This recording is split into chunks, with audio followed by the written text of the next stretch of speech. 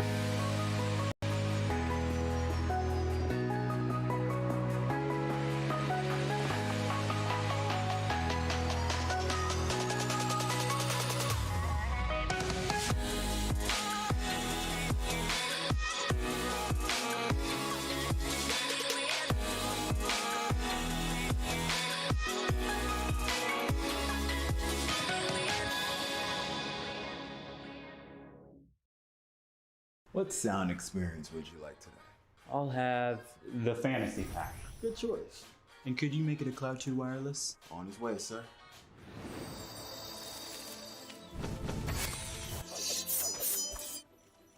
Sounds amazing.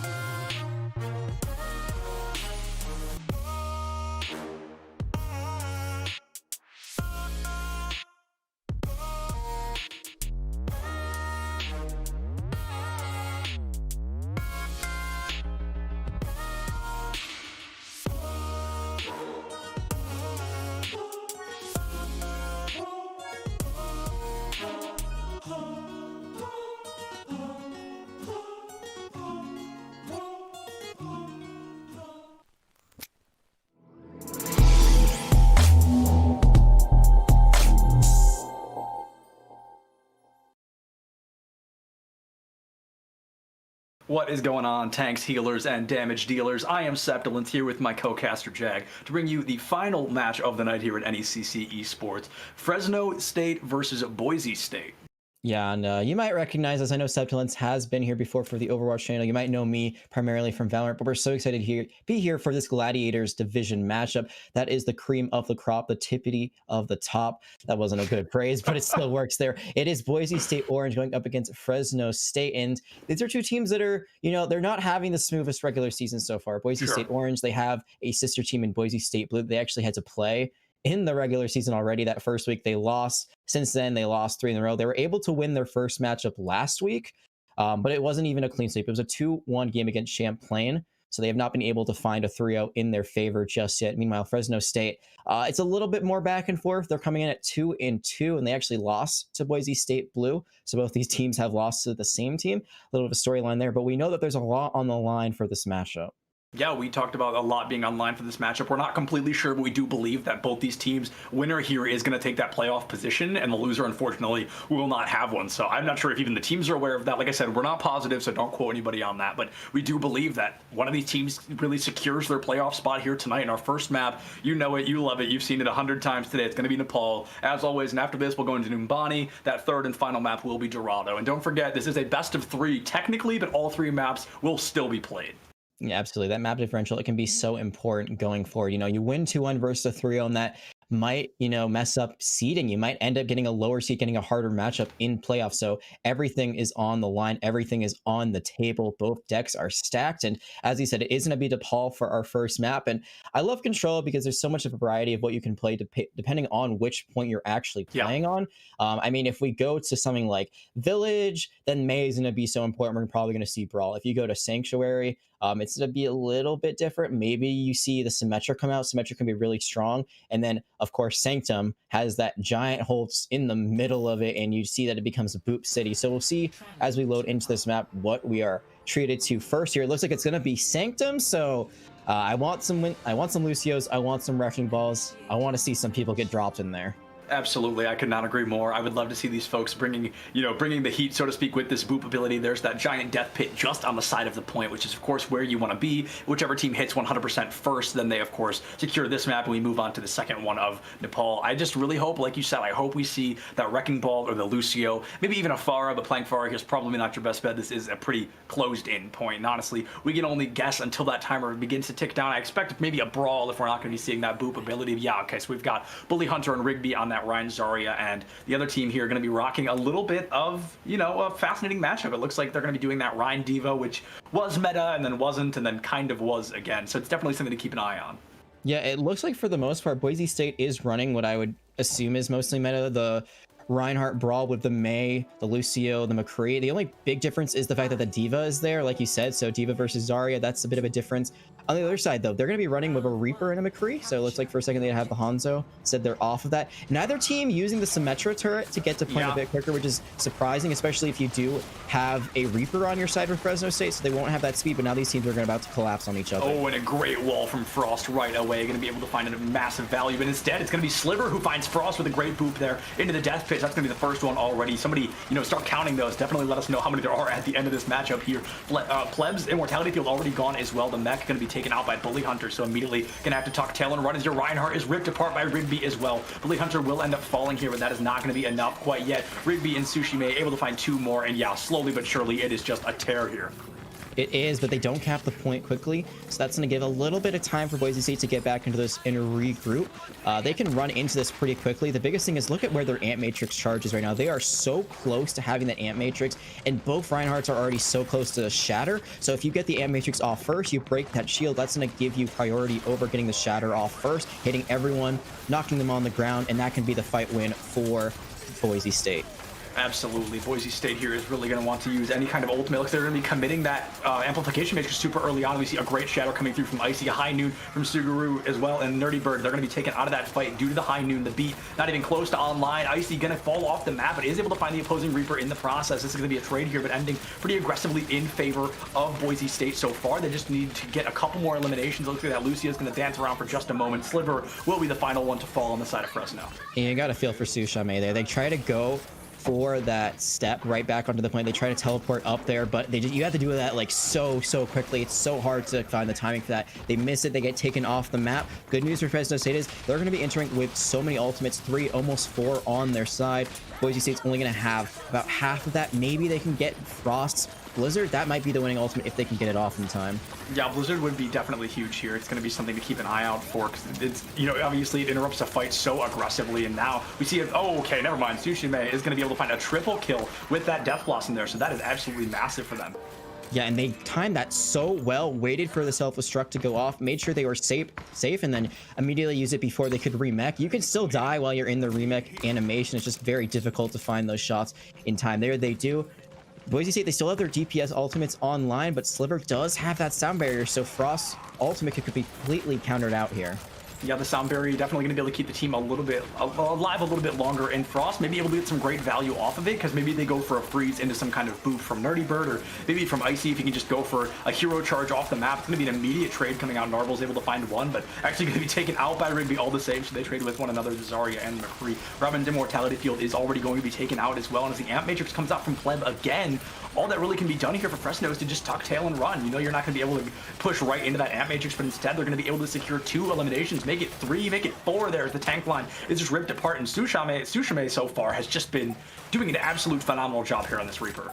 Fresno State, they still have control of the point. They're one fight away. They might just stop them from touching the point. They don't even need to get the kills. They need to make sure that no one is able to touch. 5 seconds left. It might be doable. We'll see if anyone gets there in the nick of time. It looks like the Lucio will touch, and there's still ultimates online for Boise State. There's a sound barrier, but they die in the middle of casting it. Yep, that's going to be an immediate death there in the middle of the cast. Nerdy Bird is unable to get their death block, or no, excuse me, not their death blossom, their beat onto the ground there, and Sliver taken out as well. So both Lucios now offline, but so many more have fallen on the side of Boise State. And Robin is going to be able to find one, Sushime with another. Slowly but surely, it looks like this will be ending in favor of FSU as they secure that 100% onto point.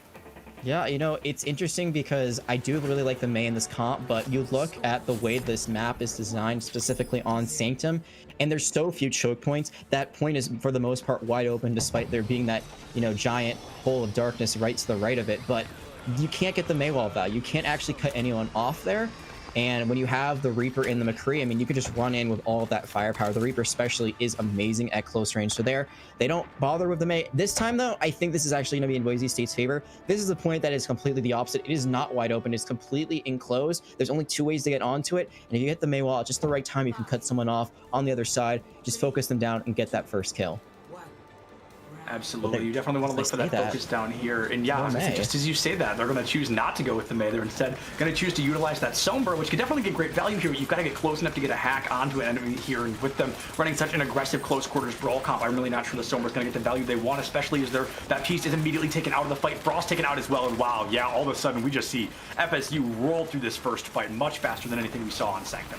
Yeah, they lose their Reaper along the way, but they are able to fin the fight before the point even unlocks. Now they're just going to have to cap it really quickly. And then my guess is they're going to play on that high ground for the most part. They can try to rotate more, be more to the center if they get run up on. But, I mean, the Sombra, if you're not able to find hacks on the Reinhardt, there's really no point of running it in this composition because Sushime is still going to be able to stay alive even as a Reaper because they still have that passive heal. That's still going to be in effect. Maybe the Baptiste, but really you got to make sure that Rein doesn't have shield. Absolutely, you definitely want to keep that Rein's shield out of the way, and Bully Hunter now dropping into critical condition. It looks like we're going to see a great shatter coming out from Icy, able to knock that enemy Rein back, but Sushime is going to be able to find Icy off the back of it. Now Bully Hunter going to be the next to fall, so both Reinhardt's now missing from the fight. McCree able to pick up a double kill, but Sushime still alive, finding a double of their own, so just when we see a lead for Boise State, FSU, they're going to be able to secure that point again and flip it already back in their favor. Good news for Boise is they actually did get control of the point for just a little bit, so that's going to be a little bit in their pocket, but more importantly, even less for Fresno State, so it's not going to be as easy for them to win. They're going to have to fight a little bit harder for it. Like you said, it was a great shatter, but they went for the charge, and then a great bubble protected Bully Hunter. Yeah, a phenomenal bubble was able to keep Bully Hunter alive there, and then they ended up losing then Boise ended up losing their Reinhardt first. Looks like Narbles is going to be able to find one elimination. They're going to see the mech loss on that side, and Pleb, the first to fall. I mean, I think that's the 3rd fight in a row that Pleb is going to be the first elimination on the side of Boise State, and then after that, their team usually just starts getting ripped up just like this. FSU going to be able to find 3 eliminations. They do, but this is the one condition they need right now on the side of Boise State. They have the EMP. It can just cancel out everything. It can make them so vulnerable. So Sliver, they have to be aware. They have to know that they have to hide, and it looks like, from what I see, they might be doing just that. Not exactly sure where they are. I don't see them out in the open, so I think they realize that, yeah, you see they're hiding over that wall, but I mean, that could still hit you. You could still be hit by an EMP from there, so they have to be really careful with this. Yeah, and this EMP could be massive. It looks like it's going to be able to pick up 3, but not Sliver. The one they needed to hit is going to be able to drop that beat and keep the team alive just a little bit longer. Normal Silver with a very aggressive high noon, able to find one. Nerdy Bird's taken out as well, and there goes Frost, finding the elimination onto FSU's McCree. So now it's going to be that 4v5. Icy committing an Earth Shatter, I believe, right into the shield of Bully Hunter. Here comes a Death Blossom from Sushime all over again. Finds a double kill. Robin taken out by that Diva Bomb, and Narble is able to pick up Sushime, but it is a trade over and over. Frost picks up the tank line, and I think is the sole survivor of that fight. It looks like now we're going to be seeing Sliver return to the fight, initially taken out pretty early on. Going to get hacked and eliminated there. 92% online for FSU, but Boise State, they finally get to flip it back in their favor, even if just for a moment.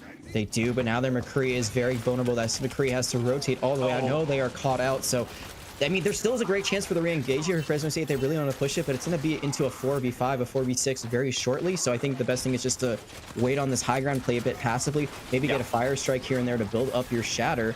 And now you have an Ant Matrix. Both teams have Ant Matrix, but we've seen them use it first. Yeah, but they're going to be pushing in with the Amplification Matrix, not waiting for the McCree to return, but Pleb going to drop an Amp Matrix of their own. Sushime going to be the first to fall here, but Icy not too far behind to trade on both sides. That main tank and DPS player missing respectively for these teams. Here comes the beat from Nerdy Bird and Narbles, committing another high noon super early on. It's going to be Frost who finds one. Narbles finds the tank line with the high noon, and it is looking better and better for Boise State here as they find a third elimination, taking Sliver out of the fight. 61% online, but a lot of ultimates to win that fight. FSU going to be returning with seemingly only 2 in their back pocket. Yeah, they're going to have the grab, they're going to have the high noon, but is it going to be enough? The Sombra now from Frost is definitely paying off. They already have another EMP, and Silver's nowhere close to that sound barrier. They're so vulnerable, and this is last fight territory. Yeah, this is going to be a last fight territory with a 3-man EMP, making a 5-man EMP coming out instantaneously from Frost. They're going to rip FSU to shreds. It looks so dominant for FSU for so long, but all of a sudden Boise State doing a phenomenal job, finding some great value and getting 3 eliminations. I mean, there's 10 seconds left in this round. Yeah, there's no way they touch this is going to go to a round 3. I mean, they might be able to slow it out for just a little bit. They might have someone running to the point right now. They're going to go for the Tracer. Does anyone touch? They do touch, actually, and they've left the point wide open, and Icy's going to charge in. Yeah, Icy's just going to left shift into point. It looks like he's not going to go down, pay the price quite yet, and Narbles just making all the difference here so far. Pleb as well, they're getting some great value and some great shots, and really, realistically, I think Narbles had such an impact on the flipping that fight. I just think the Sombra play, like, usually it's a gambit, right? Like, it's very risky. You don't see Sombra that much these days, especially not on a map like this, but there it worked out so well. Frost, I mean, the EMP the first time got canceled out by Sliver's sound barrier, but they were still able to find Sliver through it from the high noon.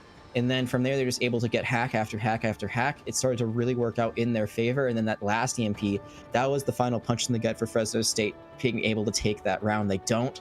And we're going to round 3. We're going all the way to the last possible thing. And, you know, I'm pretty disappointed that we're not seeing Symmetra. I mean, she's definitely more meta than she was a few years ago, but I want to see her. I want to see her now. I want to see the microwave, but the other team may give me my wish. Oh, there it is. Yep, the microwave may have just been plugged in and it's unplugged right away. Doesn't even get to be active for a second. Sushime just going to be going for that teleport, and I have to agree. I feel you see Symmetra not every time, but relatively often, especially here on this map. And now Frost already going to be playing that backline a little bit. Gets the hack onto the McCree, but the stun does come out first. Going to have to translocate out, trying to keep themselves alive. Icy picks up the first elimination onto Sushime. Pleb's immortality field already gone. Sliver the next to fall, and Boise State coming in just as hot as they did on Village here. It looks like they may be able to get that first point cap.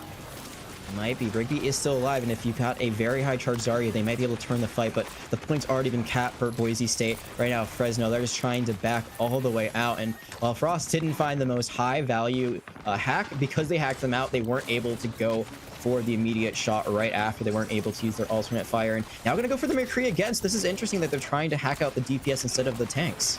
Yeah, they're definitely trying to get the McCree, because when you hack him, he obviously doesn't get to use that roll, he doesn't get to use that flashbang, but also, he may not be the one you want to focus on. Like you said, you might want to focus a little bit more aggressively on the tank line, hacking Reinhardt so he has no shield, or hacking Zarya for no bubbles, because that really could make a huge difference. But Frost is going to finally bite the bullet here, actually bite the fire strike, I guess, as Bully Hunter is the one to find them and take them out of the fight. It looks like Nerdy Bird, they're going to be the next one to fall, currently a 4v6 in favor of Fresno, already 40% online for Boise, so now they're just kind of stalling for as long as they can, but as the mech is lost for the D.Va taken out as well. There goes Pleb, there goes Icy, there goes Narbles. It's going to end in favor of Fresno here. They're going to finally get a first point cap. It's a pretty good stall. They make Bully Hunter use their Earth Shatter, so you get some value out, luckily, of Fresno State, despite them getting the cap. Boise State, now they got to come in. It looks like they're going to go Zarya for Zarya, so they don't want to go for the D.Va anymore. They're going to try to match them equally on that off tank where we're seeing Rigby. I mean, they're just so high charged, and that flash stairs almost perfect, just misses the shot. Oh, it goes for a very aggressive high noon there. Even pulls the trigger, so I don't think that was just for the reload. And it looks like we see another high noon from the high ground. Narbles is able to take Rigby out of the fight. Nerdy Bird the next to fall. Narbles is going to be taken out for their efforts so aggressively in the fight. The immortality field gone, Icy gone, and this is the Fresno we saw in map 1, right? This is the Fresno we're familiar with from Sanctum. They are so unbelievably aggressive, and they don't give Boise any time to think about their actions. They just force them to react. And Frost coming into this next fight with that EMP could be a huge fight changer. Yeah, and one thing I'm noticing is that this McCree is just using the flashbang as soon as they can. I think they're trying to find out the Sombra at certain points. There is no one there this time, but we saw that almost worked last time, almost got the kill. But now the point percentage has flipped for Fresno State. They are in control, and their alt bank is looking so good. I'm waiting to see. I think the Death Blossom is probably what they're going to try to use here first. We've seen how many times they tried to flank. Oh. Shadow's what comes out. Shatter from Bully Hunter instead, and I was going to say that same thing. We've seen how aggressive Sushime can be with those Death Blossoms. I expect to see it as soon as that Immortality field goes down, but Bully Hunter able to, I think, a 4-man Earth Shatter there. Now the Immortality field gone on the side of FSU.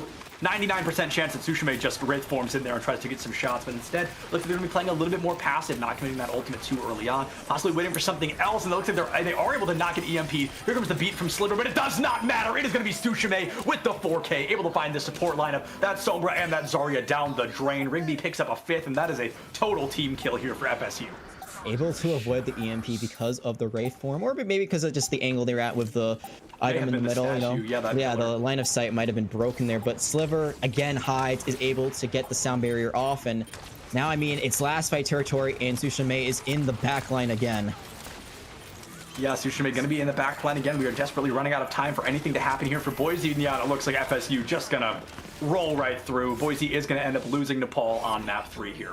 It was a close one. There was even a high ground that came out at the very end, but you know, they just took too long to set up that angle. They tried to go from the high ground, didn't find any kills. It looks like Fresno is really just working like a well-oiled machine by the end. When they can run this Reaper the way they want to, they look so clean. But Tsushima, not surprisingly, getting there. And that was the EMP. So I think it actually might have been the Wraith form there, just the very last second that was able to get them away. I think they weren't blocked out by line of sight, but regardless, the sound barrier would have hit them anyway.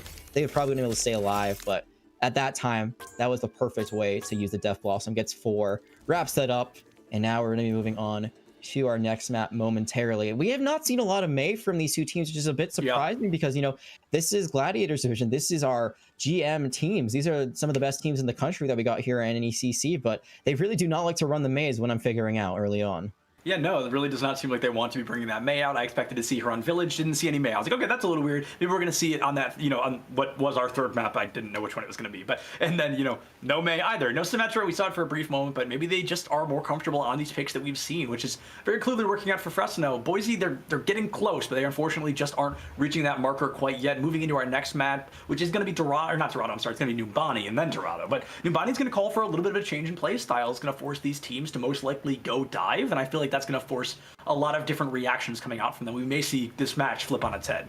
Yeah, and I love Numbani for that reason alone. I feel like that and Route 66 really change up the game because they are still dive-centric maps, just like Kings Row is a brawl-centric map. I mean, there's always going to be comps that are best. You can try to play around it. You can try to do different things, and you know, you don't have to play necessarily the best comp if you're the better team. But generally, you want to give yourself the most advantage going into any given map. So I'm sure we're going to see a lot of double bubble because that seems to be the way things are going. You get the Winston, you got the Zarya, Tracer, Echo, maybe a Mercy and Zen. It's a very mobile comp for the most part, except your Zen, but then you've got the Mercy. You can fly to you and keep them alive. You can get those Discord orbs on targets. You can instantly melt them because Tracer and Echo, if they focus the same target, I mean, Echo of the focusing beam is nuts as is, but Tracer still can one-clip a lot of enemies despite the fact that her spread is a little bit more wild these days, and she isn't as good at medium range. Yeah, definitely not as good at medium range, like you said. And I think Tracer would be a fascinating pick because I don't think we've seen one yet today. Or I feel like we may have for a moment, but a lot of McCree is something that I just can't get out of my head. We've seen a lot of McCree coming out from these two teams. And honestly, both McCrees have made quite the difference. Tsushima on Reaper, even though Reaper was recently, you know, nerfed a little bit. Not that tank buster we know and love, but still an incredibly strong ultimate.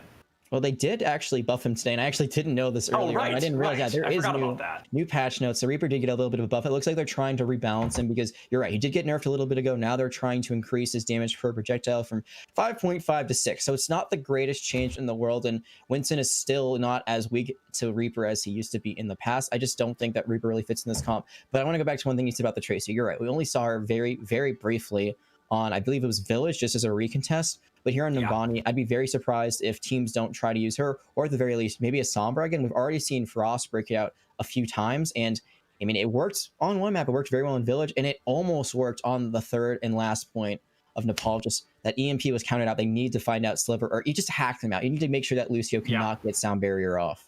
Also, I mean, imagine how differently that fight could have gone if Tsushima hadn't picked up a 4K. You know what I mean? So think about just if that Reaper had been hit by the EMP, that fight could have flipped completely on its head. Something else to consider is Mei got nerfed, or not nerfed, buffed today. So I'm even more shocked that we're not seeing her because I completely forgot about those patch notes that came out today. She heals herself for 50 instead of that 36 and a half, 37 and a half that she used to. So that's definitely a huge thing. Makes her a little bit more of a frontliner, and she was already quite the frontliner. So I'm surprised we're not seeing her nearly as much. And like you said, Frost, it worked on Village, but I don't think they're farming EMPs as fast as they need to be to make Sombra viable. EMP, at least in my opinion, strongest ultimate in the entire game, completely shuts down all of the kits, all of the abilities that the enemy team has to offer, as long as they're hit by it. And Frost, I think, only got 2 on Village when realistically as Sombra you should be having EMP like every other fight. Yeah, and I think the second one though, like that was enough to get them over the hump there and win that point. But you're right, like I think with 100, it's 100 seconds, right? 100% is what you need overall to win a point. I think if it's going back and forth like 99-99, you want to have at least 4 AMPs. That's kind of like a good measure of where you are. So there's a bit back and forth on Village, and they only got 2, but the second one they just were able to farm so much more quickly because they're in control. Their team was winning the fights. They were able to get a lot more ult charge because they were landing a lot more shots and they weren't dying. So I think when their team is up, it's like the opposite. Usually you want to play around your Sombra. It looks like the Sombra is playing around this Boise State team so far. And as we go into Numbani, these sides have swapped, so Boise State is going to be on the defense first. We'll see what they can do, and already we're going to see some locks come in, but I was going to say those aren't official yet. Not all players were officially in lobby, so that's always not really a thing. Now we're going to wait for that countdown to come through, and we might even see Genji. That was another character that got changed a little bit. A bit of a buff and a nerf. They can throw out their shurikens faster, but the ult charge is now a bit more expensive to get that Dragon Blade. Yeah, 15% increase, which I feel like we haven't seen an ult increase in quite a while. I know there was one maybe 2 or 3 patch notes ago, patch updates, but I don't remember who it was, so I'm going to change the subject now. But moving into Numbani, I expect to see at least one of these teams bringing out that dive comp, and it looks like we're going to see that double bubble coming out from FSU, so that could definitely be great value for them. And double shield, an interesting choice, to say the least. It can work. Definitely can. I think it depends on what you play with it, and also it's the fact that it's the Reinhardt Orisa variation is interesting. This makes me feel like they actually want to run into enemies. They are not going to be just playing stationary because they have a Lucio as well. Nerdy Bird is on that Lucio, so I feel like they're going to play high ground, and then once they see the engagement on the point from Fresno State, they're just going to immediately rush onto them and try to crawl them out like that. It's going to be interesting because they have a Hanzo, so that Hanzo's not going to really find a lot of value at close range. So they'll still have to have one person on the high ground a bit farther back, but it can work.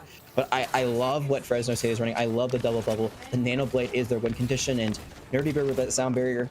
I mean, sound barrier can cancel a Nano Blade if timed right, but it's much more of a risk than, for example, a Transcendence, which is, I think, in my opinion, a better defensive vault overall.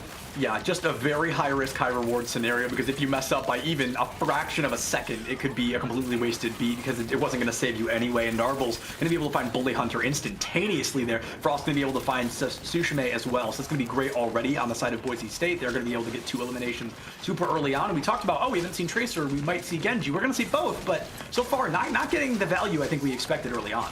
Yeah, I mean, you need your Winston to engage. You need to make sure that they aren't immediately melted down. And I think one of the biggest problems of an Orisa shield is that you can throw that sucker out a little bit farther and completely mitigate any sort of healing.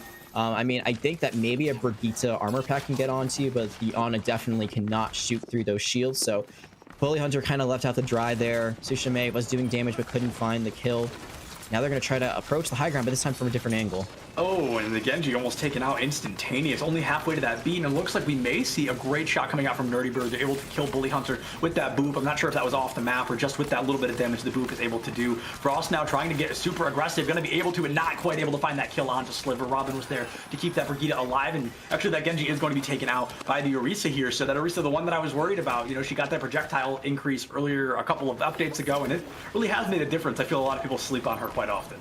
Yeah, and especially with her Fortify being buffed, the fact that she takes not nearly as much headshot damage, no headshot damage at all, I think, or no extra damage at least, like, that's huge. And I think that we're glad that Orisa is not currently meta, but I think she's a bit of a sleeper pick, and you're seeing that right now. It's working out very well for them.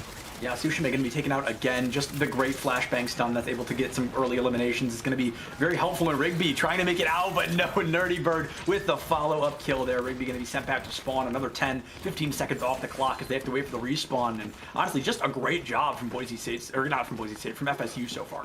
No, I was right, from Boise State. Yeah, it is from Boise State. They did swap sides. You gotta remember that. It'd be like that sometimes about overlays for us. But the High Noon, the Dragon Strike, yeah, Matrix, they're all in line, and right now it seems like Rigby's just running in to die. In fact, it seems like the entire team of FSU is just running in to die. Yeah, FSU had a great performance there on Nepal, but it again was taken all the way to map 3, so that's something we have to keep an eye on as well. As it looked pretty dominant when they were winning, but when they weren't, it definitely wasn't as close. Bully Hunter is able to find 2 eliminations there with that Primal Rage. Going to be to take out Icy as well, so things that look so solid, we're talking about how good they look, and then all of a sudden they're just getting ripped apart almost single-handedly by Bully Hunter here. I think it's found 3 in this fight, able to find 4 with that melee kill. A minute left on the clock, but better late than never.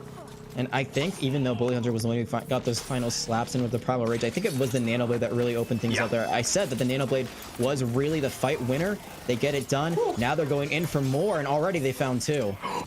Oh, I thought Icy shattered there. I swear I saw the shatter animation, but I guess it did not come out. Icy gonna be able to hold on to that ultimate just a little bit longer, but at the same time, with the cart in motion like this, Ryan Orisa is definitely not the comp you want to be running. Yeah, even with the Lucio speed, I mean, you're just seeing there's so many people being caught out. They have to use the Immortality Field already. They push them all the way back to the 3rd point. This is great for Boise State. I mean, for Fresno State, actually, now that they've capped. They are able to get a little bit of momentum, a little bit of pressure, and they're able to push the card just a little bit. The one thing to note is that there's only 1 person on it, so it's moving very slow. But, I mean, if they don't even let the other team contest the point, they can just get a free cap.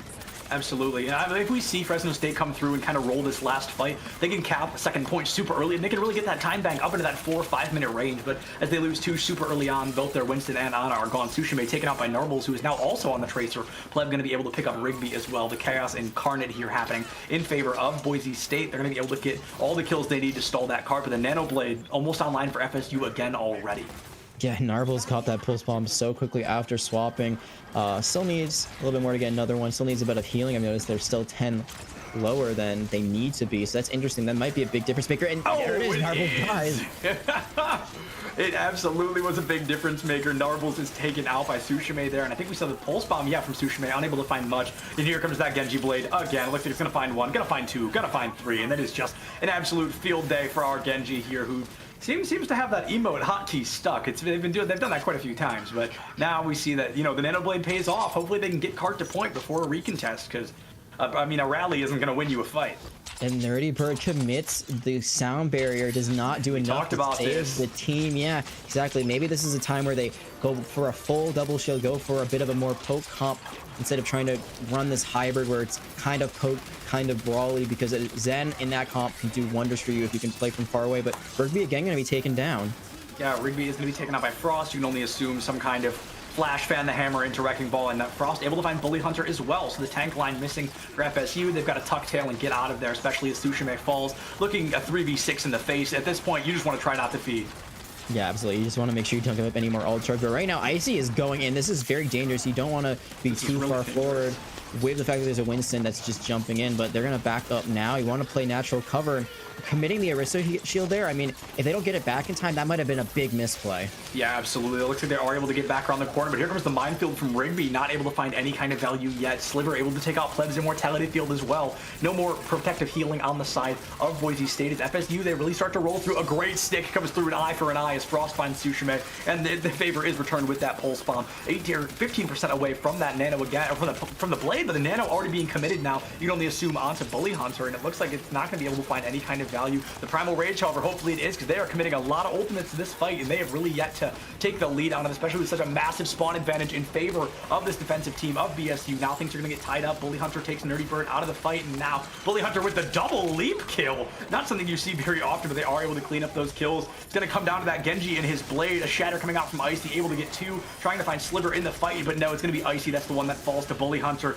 That Blade, I assume, going to be coming out as soon as that Genji gets back from spawn. Narbles getting the Dragons onto mid here, just trying to get the team off the cart. 1 minute and 30 seconds left online. Narbles finds Sliver. Bully Hunter taken out as well from Pleb, and like I said, that spawn advantage could be huge, but the Genji finds 2. The DPS line is gone. Sushime finds another. Rigby finds a 4th, and that Blade, they've got to find at least 1 more to really secure moving forward, but Icy's going to be able to find that Genji in the matchup here. Robin taking out Nerdy Bird, and Sushime finds Icy. That's all they're going to need. 1-1-1 on the clock, and it's a little bit rough, but FSU is able to cap all 3 points here on Numbani. Yeah, they really struggled on that first point. Second point, they were able to get a lot of good things going, and from there, it just doesn't seem like they were stopped. There was a great last-second contest. There was a lot of stall there. Great potential that came out from Boise State to make sure that there wasn't a huge time bank from Fresno State. Like you said, 1-1-1, and I love when numbers line up like that. It's very, Isn't it great? It's very aesthetically appeasing, I think. But I think the biggest thing there is Frost actually had a very great play at the end. They were able to get 2. They were able to kind of subdue that Blade from coming out.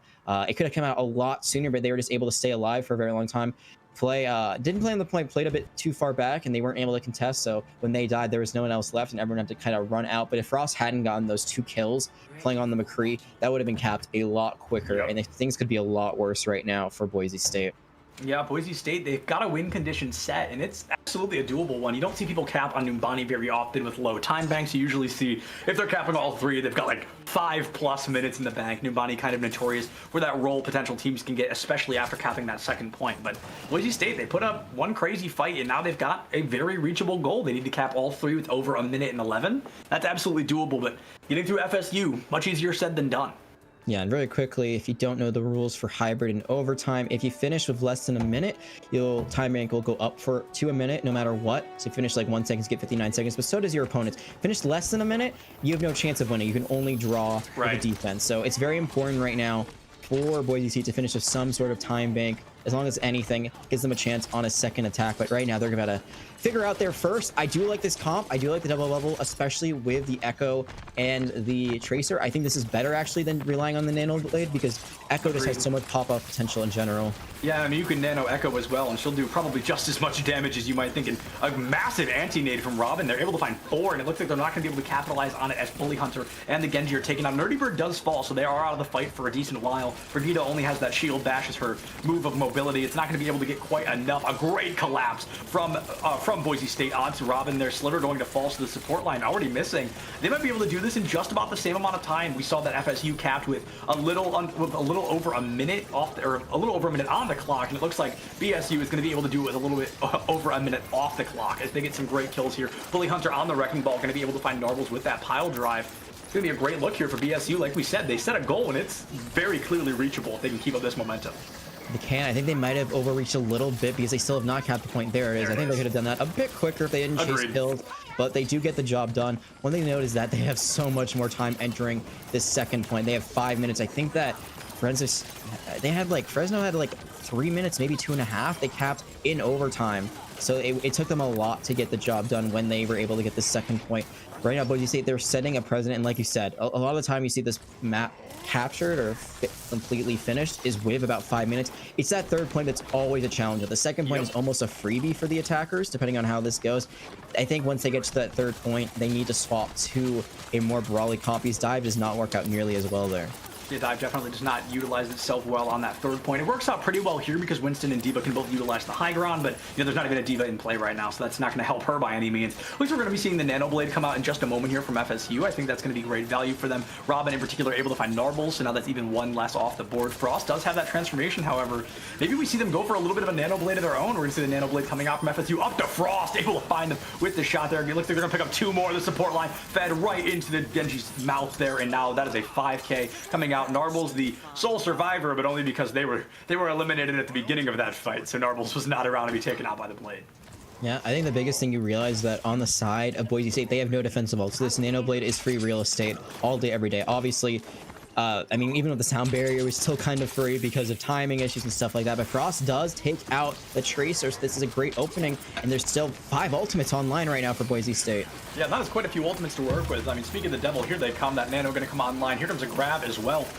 Looks like it's not working out. It's going to be a trade here. Nerdy Bird and Rigby traded respectively. So now we definitely have to see which team can get that next kill to really crack things open. I think this is a little bit worse for BSU. They've lost their support, and I think FSU could survive without their Winston, especially with Bully Hunter being so unbelievably annoying in that back line, doing exactly what that Wrecking Ball should be. But now if the Zarya falls, it's going to end in favor of FSU. They get the kills, and they get the potential. Icy falls out of that Primal Rage, not able to get any value off of it. And Bully Hunter, I mean, they've got to do something about him because he is just not getting any kills, but doing exactly what a Wrecking Ball should be. Like I said, being unbelievably just annoying in that back line.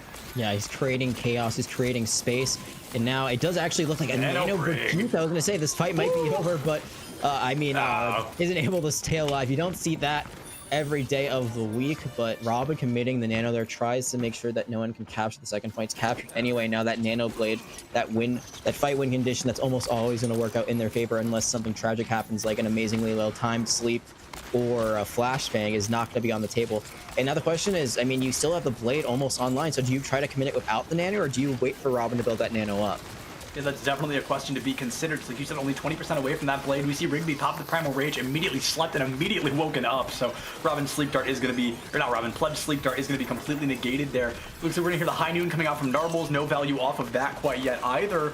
goes for one, but the Winston bubble in the way, I believe, or at least just the cart as a whole. Now a Nano Cree, okay, able to pick up a kill onto Bully Hunter. That electric cowboy is often referred to. It's going to be able to get a little bit of value and not much else. A couple of hit markers here and there, maybe a kill onto the Brigida. Able to find it, and there we go. There's that Nano Cree we were looking for. Able to pick up that opposing McCree as well. But these nanos have been unusual. Yeah, I think they might have actually been trying to hit Icy, but I think they so. might have missed. That's actually the third time I've seen Electric Cowboy today, funnily enough. But now, I mean, they're trying to force FSU back into their spawn, but there's still someone contesting the cart. Yeah, they've got a cart contest, and I'm not sure they have noticed that quite yet. Bully Hunter doing their darndest to make sure that cart stays alive, and it looks like, okay, now somebody is going to be able to make it with a blade, but it just ripped to shreds there. Now the contest coming through. They've got to burn 2 minutes off this clock if they want to try to make that timer any smaller. They will not be able to do so. We are going into extra rounds here on Numbani. I love it. You don't usually get to see both teams complete a map like this. I feel like usually one team is stopped along the way, so seeing extra rounds on Numbani makes my heart full. I'm very excited to see how this plays out. The Nano Blade, it did come out. They did decide to save the blade for later, and what did I say before? They were going to get CC'd to death there, the flashbang, and I believe also the shield bash coming out to completely put them away. They had no way of moving. They were just completely locked into place, and the focus fire was enough to take them out. So that win condition that we've seen Fresno State rely on there, it came out at the end, and it just did not get the job done. And now that Fresno State has 2 minutes less on the clock, they're going to have to try their hand attack first. Yeah, that's going to be, I mean, that's a tough thing, right? We saw that on the side of Boise State, they were able to cap first in a little over a minute. So they have 3 minutes to do it again. That'll be super, a cakewalk for them if they're able to push in the same way they did. But it took Fresno, I mean, nearly 4 minutes, right? So they really need as much time as they can get. Yeah, they really struggled. I mean, this is the part of the map they struggled on the most, the first point. Boise State just had a really good defense. They kept trying to break into the double shield. They didn't. But we're seeing that Boise State is not going to do the double shield this time. They're actually going to just run a double bubble. It's basically the same comp they just ran, except they're going to have a McCree instead of a Tracer, which I think they had for most of the last attack, if I remember that correctly. So they're going to try to replicate some success once again. And Fresno State, I think the biggest thing is Winston and Wrecking Ball is actually something that I used to play a lot as a collegiate player, but that was a year and a half ago, or a year ago, something like that. Right. Like, it just doesn't work nearly as well anymore. I feel like Double Bubble or a Ryan Diva, that traditional dive, is the way to go if you really want to run the Winston. Wrecking Ball just doesn't work out the same way. Absolutely, and something is Rigby playing that Wrecking Ball, who just recently got nerfed, isn't going to be able to use that knockback to their ability as much as they want to, and it looks like that knockback may not be the issue to be worried about, as FSU is able to get quite a few kills here, really able to put the aggression out. They find 4 eliminations already. I believe that Icy may be taken out here as well. That's going to be the 5th, so a pretty good roll from them, but they give up almost 2 ticks, or they got almost 2 ticks in the process. Yeah, and we were just saying that the Wrecking Ball might not be the best option, but Rigby absolutely went in there, was able to create space, moved a few people around, and also found a kill or 2 in the meantime. So, if it works, it works. This time it does work. Last time it took them so long, but they don't get any extra time. There's only 15 seconds on the clock, so they leave that card for any reason, it's over. Yeah, it definitely will be over if they let go of that card. That'll be referred to as a C9 if they choose to not keep an eye on that card. And that's something we see, unfortunately, often, in particular on both Numbani and Kings Row. People love to just walk away from the card, so hopefully we don't see that here. Bully Hunter is going to be the first one to fall, so this card may not get any further. That's going to be a huge issue moving forward. They don't have that shield. Rigby's gone as well. Now we're going to see Frost get nanoed. That is terrifying. That laser online as well. And here comes that blade, but it is not going to be enough. One by one, FSU shall fall. And Robin, the sole survivor, not going to be able to make it to cart, just barely able to make it around that first corner. The win condition has been set here for Boise State. Again, the blade comes out, not a nano blade this time, but the blade is online. The nanoed Echo just flies to the sky, gets the focusing beam on them, and tears them to shreds with it. I think they just have to be more aware of your objective for Fresno State. You can't play this like it's, it's regular innings. It's extra innings. They throw their tank line out really far forward. They both get anti. They both get found out. And even though their respawn is very close and it gives them a good chance at trying to get back to the cart with especially how quick the Wrecking Ball is, they just never actually get that opportunity. They all clear out. They think the blade is going to be enough. It's not. There were still members alive for Fresno State. And like you said, they always seem to leave the cart. I think they did it because they were fearful for their lives. But I mean, at that point, you just got to die in the cart. You got to die in the objective to hope that someone can get back in time and maybe find a few kills. Yeah, I like you said, you got to play it like it's extra innings. You can't just be committing a third of your team super aggressive in front of the cart, because that's exactly what's going to happen, right? You're just going to get ripped apart like that. And now, I mean, FSU, I would not be surprised to see them attempt to bring out the Bastion, because they know 3 minutes. That is a long time. Boise State was able to do it in less than a minute, or a little over a minute the first time around. You know, if they can do that in over a minute, and then they need 2 minutes to get around first corner, that could be huge. Yeah, they're going to go for that full bunker comp. They're going to go for the pirate ship on the high ground. It's going to be a very difficult one to break. They're going to use Frost once again on the Sombra, which I think actually works out really well. They might just be using it to scout to see if there's something funny, if there's any cheese in the air. So it is getting a little bit cheesy in here right now. Yeah, Frost is going to scout. Frost knows. Absolutely. Yeah, going to tell everyone about that bunker. So now the question is, do they stay with the Sombra? No, they're actually going to go to their own double shield comps. This is going to be very, very interesting. They're going to use a Symmetra. They might just try to teleport right onto the Bastion here. That would be super impressive if it worked. Definitely high risk move here. They're trying to make sure that this does not end in favor of FSU. Like, they're going to see a rotation coming out, which may actually make the teleporting up there even easier, because now you've put yourself closer, and if they come through, no, it looks like they're going to teleport onto point. So that's a creative choice. I'm not sure that was the best choice they could have made, especially as Icy's going to be taken out straight away. Pleb's going to lose that immortality field as well, and one by one they're going to get ripped apart. Narbles can find a kill, but oh, I mean, come on, 3 more in favor of Boise State. The trade's coming out, and as soon as the Bastion goes down, they get resurrected right back up. Narbles is going to be taken out, and slowly but surely, all of Boise State shall fall. If you're I should point out, they did get almost all 3. Yeah. Yeah, that's what I was gonna say. That they lost that fight and they got slaughtered by the Bastion, but they were so close to getting that 3rd tick. If that Orisa Bully Hunter hadn't touched the point, they would have actually gotten that point for free. Now they only need 1 more tick, so they didn't teleport straight into the Bastion. This time around, they might try to. And one thing to notice is that Rigby swapped to the Diva, so there isn't a double shield. It's only a single shield protecting the Bastion now. Yeah, and it looks like they might teleport right up to him. That's what I expected the first time around, and then didn't happen. It looks like the second time around they're going to go for it, and it looks like they may get ripped up in the process. Almost finding, they almost found a cap underneath it, but Tsushima able to find both the supports. Reinhardt going to be the next to fall. Narbles again gets a kill. Just you're a little late, Narbles. You know, like he's gotten to kill both fights, but unfortunately the rest of his team had already been taken out. 1:13 left on the clock, and this suddenly becomes so winnable for Fresno.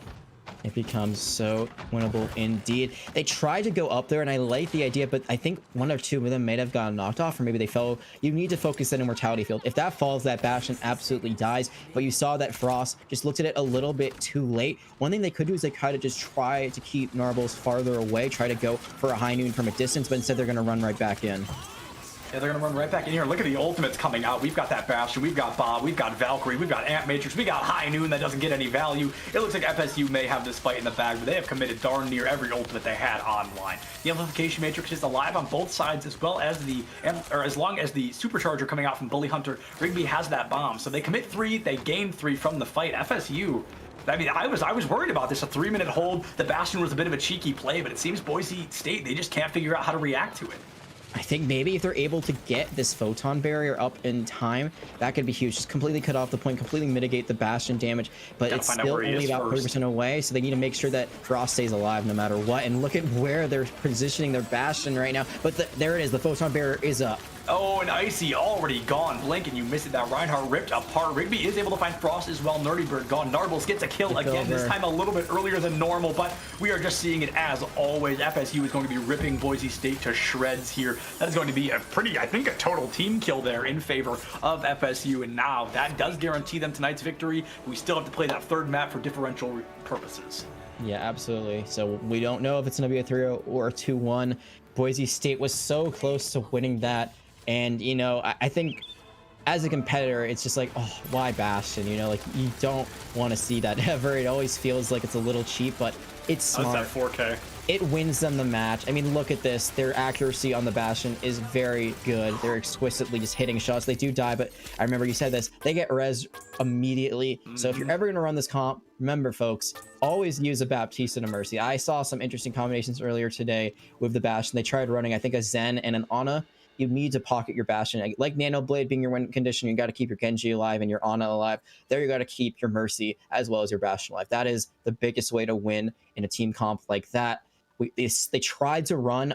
Honestly, I think they would have done a better job with double bubble if they just dived in on the Bastion. I think they could have just dropped from the high ground and then, you know, gone back up and recontested them up there. Instead, they tried to use the symmetric teleporter to get around, and all they find themselves is teleporting straight into death. Yeah, the Symmetra teleport was, it was a confident choice and one that I think could have worked had they chose to teleport right up instead of onto the point, which, to be fair, did work out. They almost capped all 3 points or all 3 ticks in the process. I think maybe doing that double bubble and having maybe a Junkrat or Hanzo to rip up the shield right away, get that immortality field as well, could have found them some incredible value. But unfortunately, that was the past, and we have to move into the present. The score currently 2-0 in favor of FSU, and now we've got to play Dorado for that third and final map. And hopefully Boise's able to do something. They were so close to having Numbani online for them there. Yeah, and I think we talked about this at the top of the broadcast, but this was very important for playoff positioning. The idea of getting into playoffs. Fresno State, not confirmed, but because of this win, they should be locked in even as a lower seed as we go into the playoff season later on. So this was a huge win. But like you said, map differential. I talked about it very early in the broadcast as well, that, you know, they go in and they win 2-0, but then they lose that last map. That could put them at, like, you know, who knows? Maybe they're the last seed. Because of that, they have to play the top seed later on. So there's a lot of variables here. Even though they've won the victory, they've already secured the W. They need to win this last map to give them the best chance at higher seeding in playoffs. I mean, 3-2 entering playoffs. It's not the best record. It's barely over, you know, even. So just barely going positive. Absolutely. And something that I'm seeing is that we're going to be seeing a sub on the side of Boise State. They're going to be subbing out Nerdy Birds. So they're going to be sitting on the sidelines for this final match. And it looks like they're going to be subbing in Beanie Bum. And if I'm looking at their roles correctly here, they both play Mercy, but the only other agent or the only other hero that Beanie Bum plays is Brig. So that makes me think BSU probably going to be coming out with a Brig here. Yeah, and I just got to say, I love that name, Beanie Bum. I was saying this during pre-production. It's such a good name. I wish that was my name. Jack, get it out of here. But yeah, they're bringing in a sub. I feel like, if you've lost, you already know that the match is over. You're going to try some new things, maybe try to go for a more Brigida-centric comp. But it's interesting because we did see that already. They ran the Ana and the Brigida pretty efficiently. That was what set up that great time bank for them after their first attack. They didn't run it the second time. They swapped things up. They tried to play a counter strat instead of playing what they were best at, and we saw how that worked out.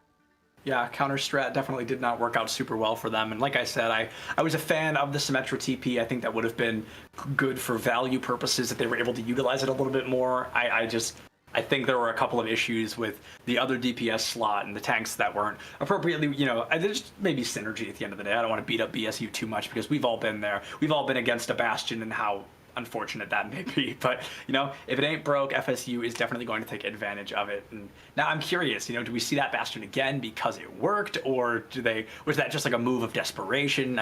Curiosity killed the cat, so maybe they're going to be trying it again, and maybe they're going to get rolled, or maybe there's the only time will tell.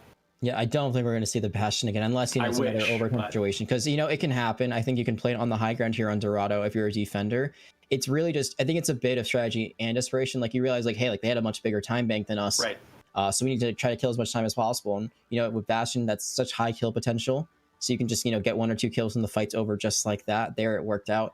And again, like, I'm not going to knock it. Like, it still stinks to lose to a Bastion. I know, like, when I play comp, like, it just makes me want to, like, break my monitor sometimes. It's like, oh, like, that feels cheap. But when in Rome, right? You got to do what you got to do to win. There, it won the match. It's smart. It's good gameplay, and they're going to be the victors no matter what. So as we move on to Dorado, hopefully no more Bastions. We'll see what comes out from these teams.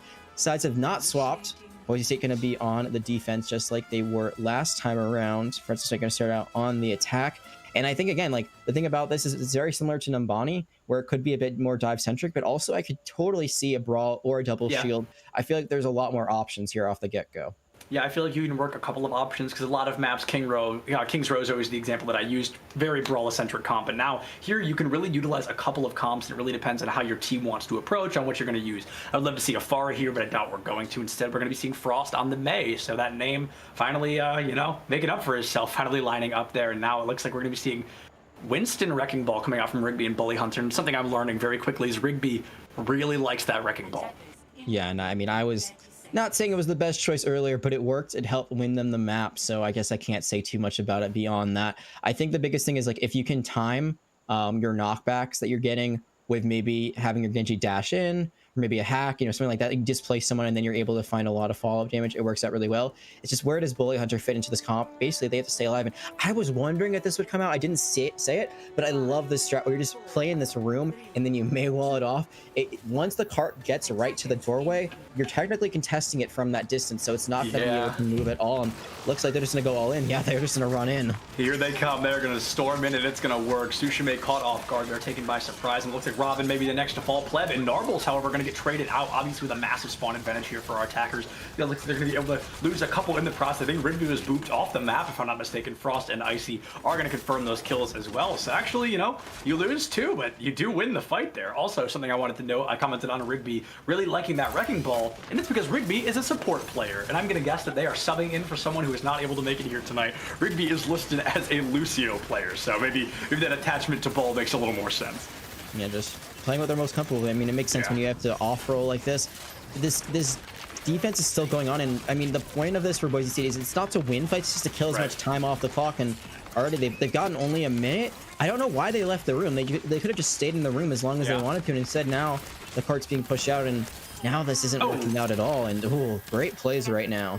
Yeah, I always like to refer to that as the Havana strat, where you play up close and personal to the front door of your enemy spawn, and then you just literally stall for as long as possible. Best case scenario, you full hold. Worst case scenario, you get rolled, and then you have the opportunity to stall again before they cap first point. The problem is that, like, you have to play it on point always. You cannot leave the objective. Even if you die, just like die on the cart. Just make sure it doesn't get any movement. That time they all backed up. There's been a lot of movement given, and I mean, look at where this Genji is. They're looking purposely for the one tap, but they're not going to find any of their shuriken there. They missed 3 shots in a row. Very unfortunate. Sushime going to be cleaning up for that rather unlucky performance coming out from that Genji early on, finding both Beanabum and Narbles. Here comes that Meteor Strike as well, unable to find any value yet thanks to Pleb's Immortality Field, which has now been taken out. Pleb gone as well, and Sushime on the Doomfist so far, definitely putting in the work and doing a great job.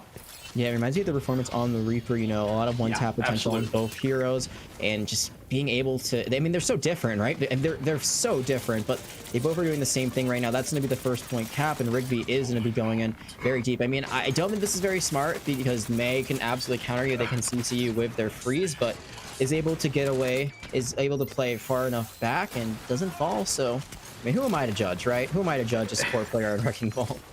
Rigby getting a little bit overzealous there for sure, and it looks like we saw the dash up for the Nano. Okay, no, the Nano did come through. So, the deflected shot onto Narvel's going to be able to take him out of the fight there. And then you went a little bit too deep for that kill because you get no one else with that Nano Blade. So, definitely not a good look so far for FSU. They're able to get Pleb off the back of it. But, I mean, right now, Boise State, they just have the numbers in terms of ultimate and players.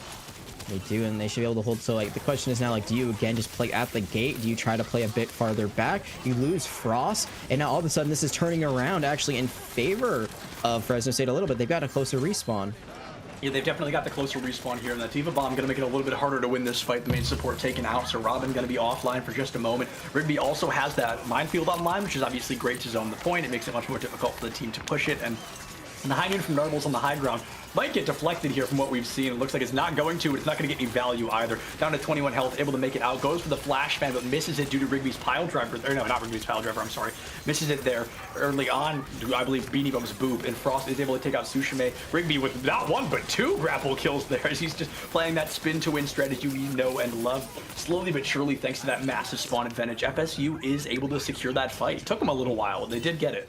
It only took them a while. They used a lot there. They used almost every ultimate they had online. Now all they're going to have is maybe a Meteor Strike, probably a Meteor Strike, as well as the Rally. So the Rally can be good, but it's not going to be good enough to stop something like a Shatter or a May Blizzard. So there's a lot of good value right now online, not to mention an Amplify Matrix that just came online for Club. Yeah, the Amp Matrix online is definitely going to be huge, and just a great boop there, but nobody there to really follow up off the back of the damage. Still able to farm yourself about 30% ult charge. That's huge, and as Frost commits this Blizzard early on, we expect to see a very aggressive lead for Boise State here, but Icy only able to find 1 elimination. It's just going to be a trade in the support lineup as they have already lost Pleb. Rigby is going to be able to get that kill. Here comes that Meteor Strike up and right down onto Icy. Unable to kill him quite yet, but no, takes out the Shatter. So that's going to be a massive play there, able to get rid of Icy's Shatter, unable to find any value off the back of it, unfortunately. For BSU, FSU is going to take this fight again and just run with it. Yeah, the cancellation of the Shatter, that was so important for Fresno State to keep this moving because they don't really have a way to block a shadow. Like they do have the bubble, they do have maybe natural cover, but Winston bubble gets blown up so quickly, so that shield does not last long. The shadow is almost free, and instead they just kind of sell it at a yard sale, don't get a lot of value, find no money back, and now we're gonna see Sushame just again going for these off angles, but they have been found out, so not the best play. Yeah, I mean, committing a pulse bomb to a wrecking ball also not necessarily the best play, but Narbles does get the kill off of it, so I'm not going to talk too poorly about it. BSU is going to be able to really turn this fight around in their favor for the first time in a long time. Icy going to be taken out, and as I say it, talk about a caster curse. Two have already fallen. Pleb is able to pick up that elimination onto the Genji. That Nano Blade online once again, and a fight winner if I've ever seen one, assuming Genji actually stays in the fight this time and doesn't go for one kill in the deepest of backlines. But now, BSU, they've really got to turn this around because still 3 minutes left on the clock. Marvel's almost getting the one tap there, but the thing we got to look at is that Nano Blade. Once again, it is online. Beanie Bum does have a sound barrier, but it usually has not been enough to stop it from coming through, and there is the Nano Blade. Yeah, the Nano Blade is going to come out, picks up Pleb straight away, but the Beanie Bum with the beat, able to get the rest of the team. Frost, however, is going to be taken out as well. Already a 5v4, and make that a 4v4 as Bully Hunter's taken out by Narbles, who on the Tracer so far, doing a notably better job. Already onto that second pulse bomb, only been on the Tracer for just a little bit here. Yeah, I was very impressed with the fact that they almost one-tapped the Doomfist, because Doomfist is a little bit more health than your normal DPS character, so great job getting those headshots in. But now the mine's on the point. Fresno State, they're committing to this, and I think there's two ways to look at that. One, like, they just kind of mistimed who was still there, or two, they want to swap, but considering there's no swaps, it looks like those mines are just not going to be as much value as they wanted. Yeah, definitely not a good mine lineup there. And this, I think the Zarya looking for the grab here, but just getting so desperately low in terms of health, they might not be able to use it. I suspect to see kind of a grab pulse bomb combo. So there's the grab, but it looks like we're not going to see any pulse bomb from Narbles as they had to go with the Mega or risk their life in the process. Icy, however, is just going to swing that hammer, farm that Shatter online, and Narbles going to pick up that third kill onto Genji there. 2v6. Something tells me this tank line, probably actually Bully Hunter already died, so something tells me Rigby is just going to try to get out of that fight. Yeah, now is the swap. This is what I was expecting a little bit earlier. Icy has been just doing so well right now on this Reinhardt. They've really stepped it up a bit. The Shadow, like you said, is going to be online. Now they're going to be trying to match it for Fresno State, but they're still running the Wrecking Ball, and that's because Rigby's so close to that ultimate, but I'm not sure the mines are worth it at this point. Yeah, there's kind of this fallacy that Overwatch players play when they know that swapping onto something would be better, but they're like, oh, I'm X close to my ultimate. Let's use that and see if it gets value. And unfortunately, 9 out of 10 times it doesn't, but it looks like we are looking at that one. I was going to say we are looking at that 1 out of 10 because Beanabum is going to be taking out Frost not far behind with the pile drive there from Rigby. So as we're talking about, oh, Wrecking Ball's not doing it, he's like, hey, watch this. So now we see Rigby able to get a double kill, going to fall very deep into the back line, but the rest of the team is right there to support them, getting down to 45 seconds on the clock. I think best case scenario, they finish with like 10 seconds. Realistically, they're probably going to finish in overtime, but if they're able to roll this upcoming fight, they could finish with maybe just a small amount of time on the clock. Almost have a blade, but there's no nano, and they're going to be running right into an Amp Matrix. Narbles, again, is just putting all the pressure with this Tracer. Yeah, Narbles is going to find Bully Hunter super early on. Tsushime has that high noon, that super risky thing to use on that same level as the opponents. They can just melt you down. Once the high noon is activated, you cannot move very far. You can take a couple of small steps, but instead the blade going to come out as this fight ender. Icy finds one, Narbles finds another, and that blade goes for naught. Frost about to have a high noon of their own, and Narbles with another pulse bomb online, farming these things for free. Let's see who does touch. There's the Ryan charging in, and this might be falling apart for the defenders, but they do take out the McCree, so there's going to be no high noon online. Yeah, Bully Hunter charging in there. I thought that was going to be a disaster, but there was absolutely no follow-up from BSU in an attempt to get rid of him there. Narbal's going to be able to find two with that pulse bomb, able to take that Reinhardt offline. The Wrecking Ball going to be the next to fall, and yeah, that's going to be it here. They're going to get stalled right before that second point. We see this happen arguably more than we actually see people complete Dorado. The cart stopping this close to the end is by no means a stranger to us. Yeah, it's definitely not. I mean, it's like, I think you usually see it get a little bit further, like where it starts. Like, you don't usually see it stop on the corner. You usually see it like just right on the precipice. Yeah, before you get the full cap. But there, it's going to stop a little bit before that. So Boise State, you know, they've got a good win condition. They know that this can't go to extra rounds. It has to end in regulation. And if they enable Icy on this Reinhardt, I think they just give themselves a much better chance of winning. Icy was just shredding people there with the hammer swing, just able to hit them left, right, and center. The shatters were pretty good for the most part. They did circle a little bit on that second point. And the first point also wasn't so great, but the third point, they stabilized, and that's where it's most important, because that's where we're all ready to stream. I feel like a lot of maps where, even if it is like escort or hybrid, doesn't matter what the mode is, I think a lot of maps actually just favor a Rhine comp based on the design. Agreed. I definitely think a lot of maps are built for Reinhardt. There's a lot of tight corridors. His hammer actually got a massive swing, especially if you're rotating the way that you're expected to be when swinging that hammer. And he does 75 damage a hit. Like, that's kind of nuts. You don't see a lot of burst damage happening like that on primary fire the way that Reinhardt has it available, other than maybe Widowmaker, but I don't think she can fire as fast as he can swing. So, she does do more damage. Whatever. I'm not getting into the logistics right now. Nobody's even playing Widowmaker. So, it's going to be Tsushima on the Mei, so finally living up to that name as well. And Frost swapping over to the Echo, which I believe we saw earlier on Nepal, but that feels so long ago. Yeah, where we started our journey is going to be coming to a close on this attacking round no matter what. Overtime, again, not possible, but it is possible that Boise State can take a map and go 2-1 even if they lose this series. But now we're going to see Fresno State run the exact same approach that Boise tried to do for them, but the cart's still moving. Yeah, they forgot to take out the people on the cart, so that didn't necessarily work out quite like they wanted it to. Narvels is going to pay the price of their life, however, able to get it all the way to the first corner, so notably good there. They can push into the fight, and even to find one elimination or even just a stun for a moment could crack this fight wide open. And Boise State, like, they can really afford to get hyper aggressive here because the respawns are literally right there. So if they lose this fight, they can be back in 10 seconds. Yeah, usually you see teams that don't want to run the Savannah approach like you dubbed it. They play on the high ground, so like it's not going to be as quick to contest, but where the card is, they can just kind of run out. I think the biggest thing is they really need to make sure that Icy can actually get into fights. Right now, they're still running a Brigitte, which is not great of a Reinhardt. As you see, Sliver is on the Lucio, so that's going to just enable Fresno State to be aggressive. They're going to be as aggressive as we would like to see Boise State be right now. Now, we see the Mei is on the high ground, just going to be able to spam away. Yeah, Tsushima up above, going to hit a great wall once again, split the team, even going to see a nano boost from Pleb super early on, trying to find any kind of value. Tsushima going to be booped onto the low ground once again. It looks like Frost able to find Bullet Hunter early on. Narvels is going to be able to take out Rigby as well, the tank line. Now missing for FSU, but Icy at 10 health still chooses not to put up that shield, chooses to let it recharge for just a moment. Narvels 20% away from that high noon, so now we can see BSU, they can really start to run away with this, especially as they get such a massive stagger there onto Tsushima. Yeah, and Beanie Bum did swap over to the Lucius. This is what I wanted to see. They do end up dying in the middle of that fight, but they are going to be one of the quickest characters, so they should get back into this soon. Narvels almost has that high noon, and they also have a grab and shatter, so there's a lot, but there's going to be a shatter coming out from the other side. Oh, the shatter coming out from Bully Hunter, going to be able to hit, I believe, just the tank line, but Narvels finds Rigby. That is huge. Looks like they're going to be able to take out Tsushima as well, but it looks like Narvels will be taken out in the process. The McCree trade does come through. Tsushima even committing a blizzard onto point in an attempt to stall right before this first cap, which makes plenty of sense because the defenders do have a bit of a spawn advantage. Icy charging Bully Hunter out of the fight. Looks like he might charge him into the graveyard. There it is, able to take Bully Hunter down. One Reinhardt takes out another. We've got a Boostio online, and that is definitely not something you see every day. I'm going to assume that was a misclick, but you never know with these teams. I mean, that could have been 100% intentional. Narvels is going to take out Robin as well, so now this team is really going toe-to-toe. It looks like I think we're currently in a 2-2 matchup until somebody gets back.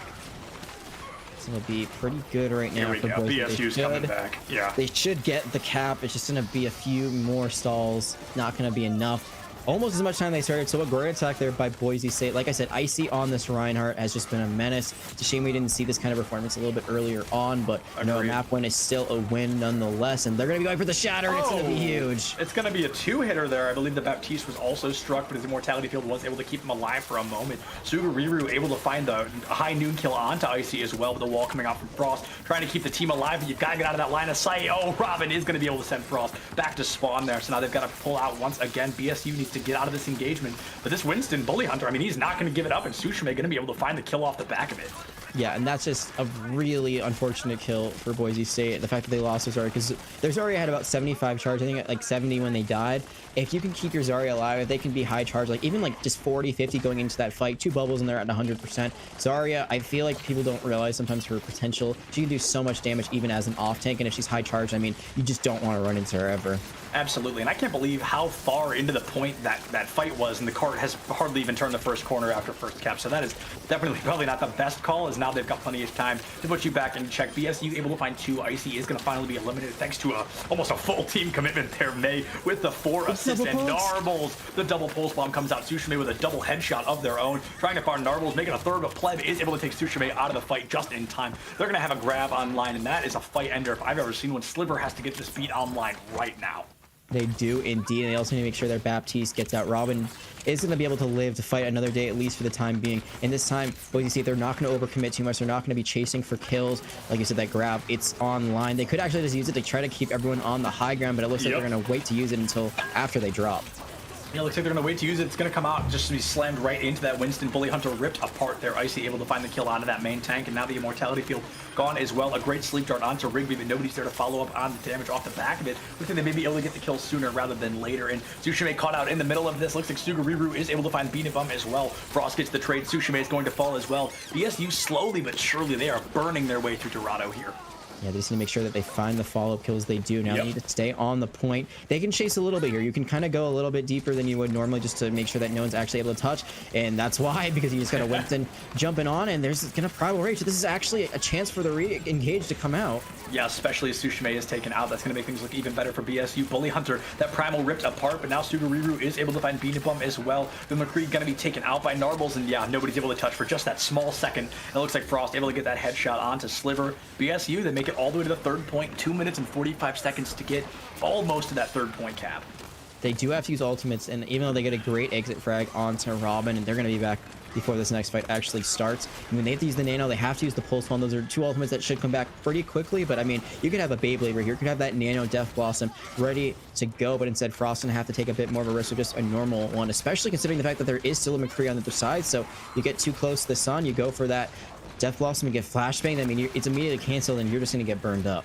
Yeah, you definitely do not want to, as you said, fly too close to the sun here, because that Beyblade, that classic Season 2 combo could come out here, but it could be interrupted just as quickly by the McCree and that flashbang, because that's really all it takes. Looks like we're going to be seeing a high noon, but the grab going to be able to negate a little bit of damage. I don't think anybody's going to be in line of the high noon quite yet, but no, it's 3! The shield break gets 3! Talk about unfortunate, as Sugariru able to rip that team apart. 2 minutes left on the clock, 1.86 meters from greatness here. Boise, they want this win, right? They lose the battle, but I guess they win this battle, but they would lose the war because they lost to whatever. You get the point. They want to win this 3rd map here. They want to go home without a 3-0, and they are 1 minute and 38 seconds. They are 2 meters away from making that happen.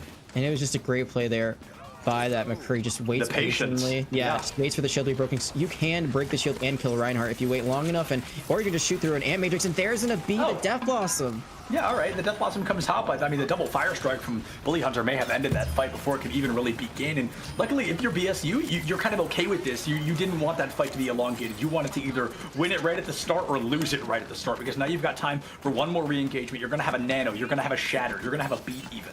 You got to know you're going up against more ultimates. At this point, realistically, I would assume Tsushima would have Death Blossom, and I'm sure they're making that same assumption. But, you know, we know they don't, but BSU sure doesn't. So I wouldn't be surprised to see an early beat just for engagement purposes. Yeah, they could try to commit that. They might also try to wait, and I feel like that's the way to do it. Play patiently. We just saw a patient play work out really well, but, you know, when it's the last case scenario like this, you might just kind of run in. The Shatter is online from Icy. They're going to get the Nano as well, so you're just going to see them storm in, but they're going to get shattered first. They're going to get shattered out of Shatter thanks to a phenomenal boop coming out from Sliver. It kept Icy off the ground just long enough for his hammer to not connect, and now Sliver dropping a beat of their own. Beanabum is gone, and 4 meters away from being able to win this, and I don't think BSU is going to be able to return to this fight. We would have to see this Zarya just 1v6 and win. Rigby, this is a stagger that is not even necessary. They are able to get that elimination. 15 seconds left, and even with Icy swapping to Wrecking Ball, I'm not sure he's going to be able to touch. They do have the sound barrier, so if they somehow do get the touch, they are able to trigger overtime. It'll be huge. It looks like they might be able to do it just by the skin of their teeth. They slow down for just a second. They get boot back, but it is the Lucio touching.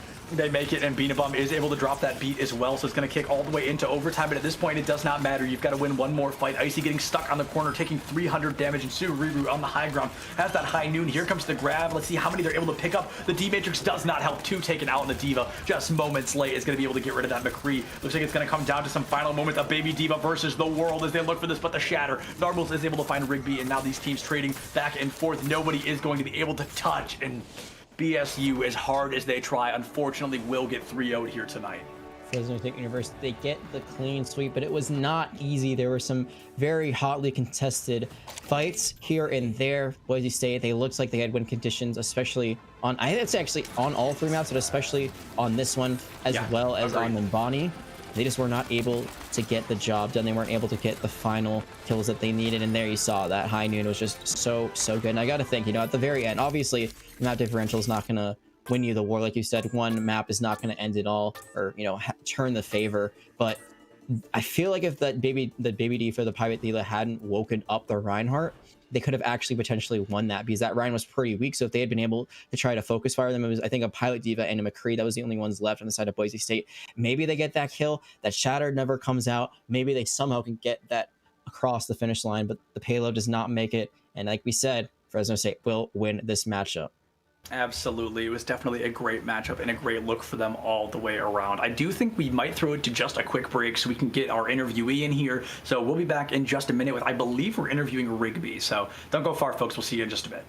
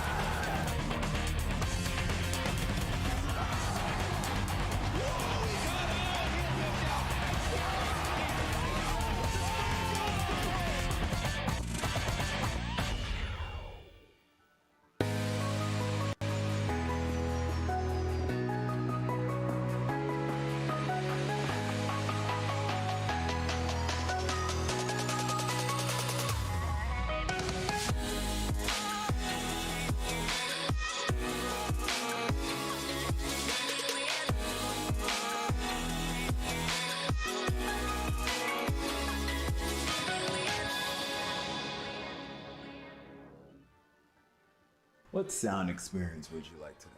I'll have the fantasy pack. Good choice. And could you make it a Cloud 2 wireless? On his way, sir.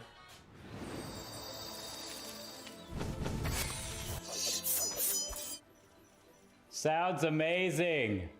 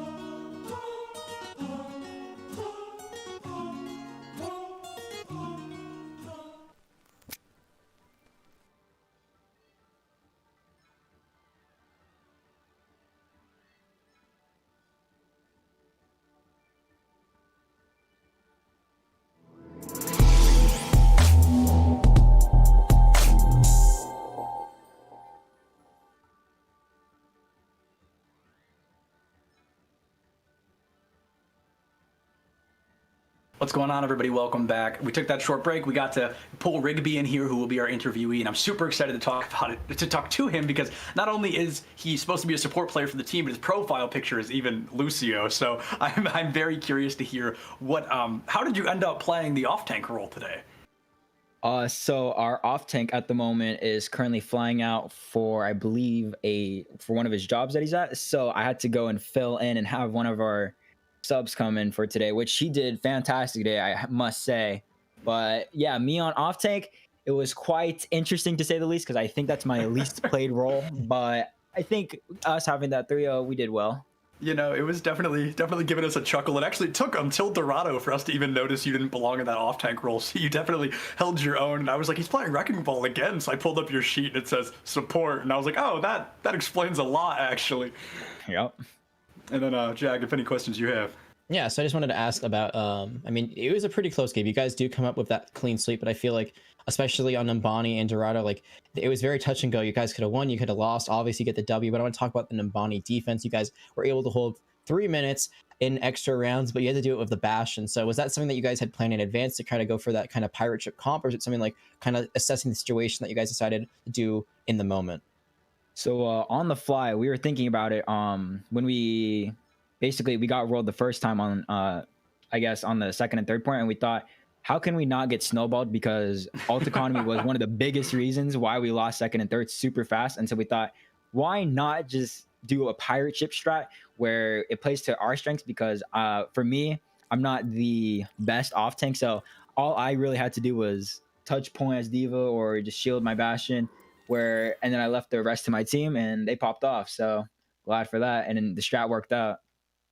Yeah, and is there any like one that like you faced today that like really stood out? Like, was there any like player on the other team that like you guys were just like, oh, we need to like watch out for them, oh, we need to like focus them early on in a fight? Was there anyone that was like a danger to you guys today? The biggest danger, I wouldn't remember the player's name, but it was the Sombra, especially on the Frost. Gotcha. Frost. On the first map on Nepal, his Sombra was really, really annoying, man. Goodness me.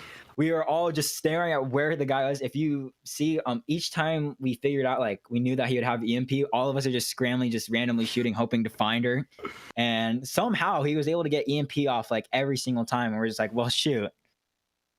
Yeah, no, that was definitely, it's hilarious to consider, because you can tell there's a couple of moments where you guys all, it's like he's about to pull the EMP and you can see you all attempt to like scatter, but there's just not enough time. And it was quite funny a few times. Yeah, and I got to give it props to him. He played quite well. Goodness me. Absolutely. So my personal favorite question to always ask the people we get to interview, is there anybody, you've got a small moment here, anybody you'd like to shout out, or any plugs you'd like to make? We always like to give casters a little bit of time to do that. A plug? Players. Any players? Well, it would have to be to my teammate Sugu. Sugu Daru. Goodness me, he popped off this game. He was calming his butt off. Goodness. Like, for most of the defense on Nepal, the strat for him, the Bastion pirate ship strat, he called, and most of the rotations we did, he called. He was a fantastic player all around, and he helps me out because I was especially on an off roll, so props to him. Absolutely. Yeah. He brought the heat on that McCree today. I mean, it was nuts. Yeah, and I think we're all in agreement that they deserve the MVP for this matchup, but it is a team effort, so of course, just congratulations all around on a great win. Thank you. Yeah, absolutely. I couldn't have said it better. Tell the rest of your team, congratulations. We unfortunately don't get to talk to all 6 of you, so definitely let them know. Congrats, and thank you so much for joining us for the interview as well.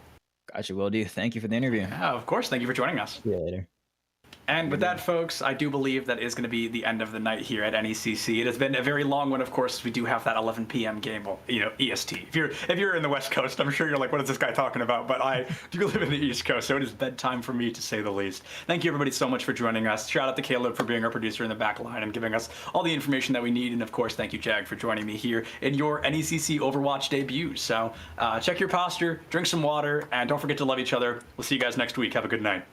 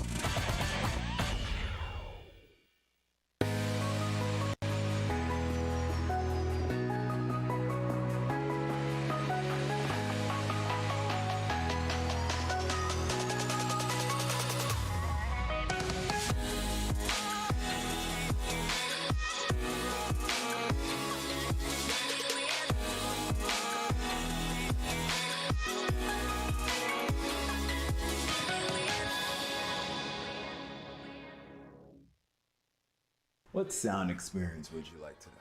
I'll have the fantasy pack. Good choice. And could you make it a Cloud 2 wireless? On his way, sir.